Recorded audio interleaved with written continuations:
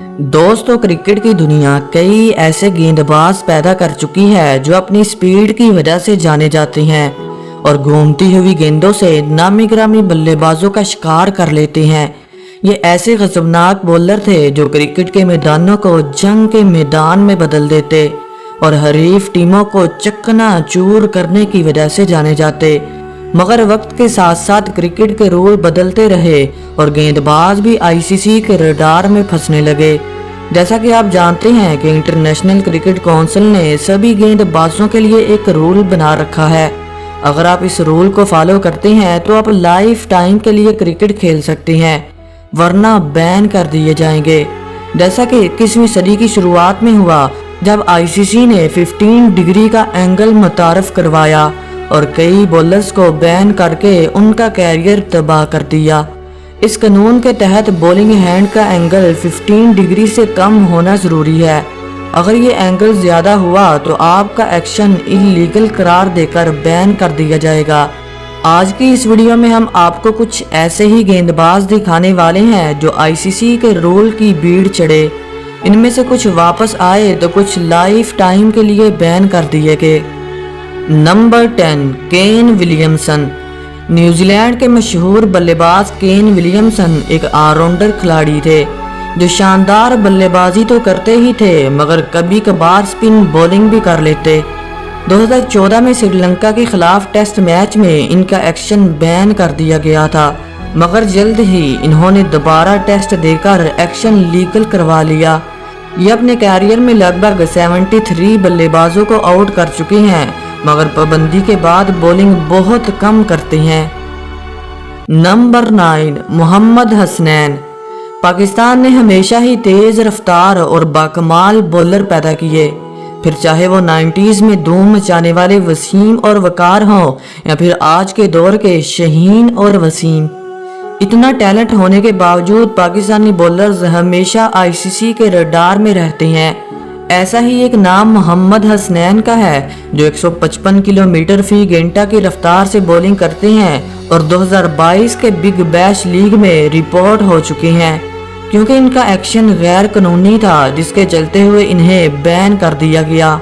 लेकिन इन्होंने मेहनत की और थोड़े ही अरसे में अपना एक्शन लीगल करवा लिया और आज ये टीम में खेल रहे हैं। Number 8, Johan Botha.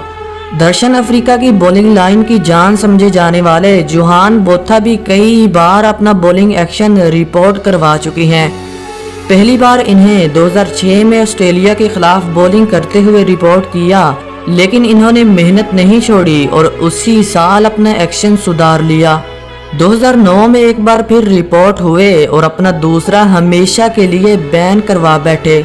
बहरहाल ये अफ्रीका के जाने माने स्पिनर हैं जो अपने कैरियर में लगभग 130 बल्लेबाजों का शिकार कर चुके हैं। नंबर 7, सुहाग गाजी। बांग्लादेश से तल्लक रखने वाले सुहाग गाजी भी आईसीसी के रडार में आ चुके हैं और दूसरा करने के चक्कर में अपना बॉलिंग एक्शन बैन करवा चुके हैं। ये बात है 2014 की, जब वेस्टइंडीज के खिलाफ एक मैच में सुहाग गाजी बल्लेबाजों को घुमा रहे थे, लेकिन अचानक इनका एक्शन रिपोर्ट हुआ और बैन कर दिया गया। इन्होंने कई बार क्रिकेट में वापसी के लिए टेस्ट भी दिए, लेकिन नाकाम होते होते टीम से बाहर कर दिए गए। Number 6, Marlon Samuels. वेस्टइंडीज के महान ऑलराउंडर सैमुअल्स भी अपने इलीगल एक्शन की वजह से रिपोर्ट किए जा चुके हैं। हालांकि ये गजबनाक बल्लेबाज थे जो वेस्टइंडीज को अपनी तूफानी बैटिंग से 2 बार आईसीसी T20 वर्ल्ड कप जितवा चुके हैं। ये ऑफ स्पिन बॉलिंग करते हैं और अब तक 150 बल्लेबाजों का शिकार कर चुके हैं। हैरानी की बात उस वक्त हुई जब सैमुअल्स का एक्शन श्रीलंका के खिलाफ मैच में साल 2015 को रिपोर्ट किया गया और 15 डिग्री से ज्यादा अपना बाजू मोड़ने की वजह से इनको बैन कर दिया गया। नंबर 5, मोहम्मद हफीज। दोस्तों, क्रिकेट की तारीख में सबसे ज्यादा पाबंदियों का सामना करने वाले लेफ्ट आर्म स्पिनर थे जो 20वीं सदी के शुरुआत में ही आईसीसी के गलत असूलों की भीड़ चढ़ते रहे। ऐसा ही एक नाम मोहम्मद हफीज का है जो क्रिकेट की दुनिया के प्रोफेसर कहलाते हैं। انہوں نے اپنا کیریئر سال 2003 کو شروع کیا اور لمبا عرصہ پاکستان کے لیے کرکٹ کھیلی۔ یہ بلے بازی تو کرتے ہی تھے مگر شاندار بولنگ بھی کیا کرتے۔ یہ لیفٹ آرم بلے بازوں کے لیے ایک ڈرونا خواب ثابت ہوتے اور وکٹیں بکھیرنے میں اپنا کوئی ثانی نہیں رکھتے۔ جب آئی سی سی نے اپنا رول چینج کیا تو محمد حفیظ کا ایکشن بھی اللیگل قرار دیا گیا۔ انہوں نے محنت کی اور اپنا ایکشن درست کر کے پھر سے بولنگ کرنے لگے، مگر پابندی کے بعد ان کی بولنگ کا جادو پھیکا پڑنے لگا اور پروفیسر کا بولنگ کرنا محدود ہوتا گیا۔ بہرحال انہوں نے 19 سال پاکستان کے لیے کرکٹ کھیلی اور اپنے کیریئر میں 250 بلے بازوں کا شکار کیا۔ نمبر 4، متھیا مرلی دھرن۔ مرلی دھرن کرکٹ کی دنیا میں ایک ایسا جادوگر تھا جو اپنی گھومتی ہوئی گیندوں سے بلے بازوں کے رونگٹے کھڑے کر دیتا۔ ان کے پاس کرکٹ فیلڈ کے وہ سارے ہی سکل تھے جو کسی بھی بلے باز کا شکار کرنے کے لیے کافی تھے، لیکن مرلی اپنے عجیب و غریب ایکشن کی وجہ سے ہمیشہ ہی مشکلات کا سامنا کرتا رہا، یہاں تک کہ امپائر بھی ان کی گیند کو ناپسند کرنے لگے اور اکثر نو بال دیا کرتے، کیونکہ ان کا ایکشن ریڈ کرنا بہت مشکل تھا اور دوسرا تو بلے بازوں کے لیے کھیلنا ناممکن ہو جاتا، جس کے چلتے ہوئے آئی سی سی نے 15 ڈگری کا رول لگایا اور مرلی کا ایکشن اللیگل قرار دے کر بین کر دیا۔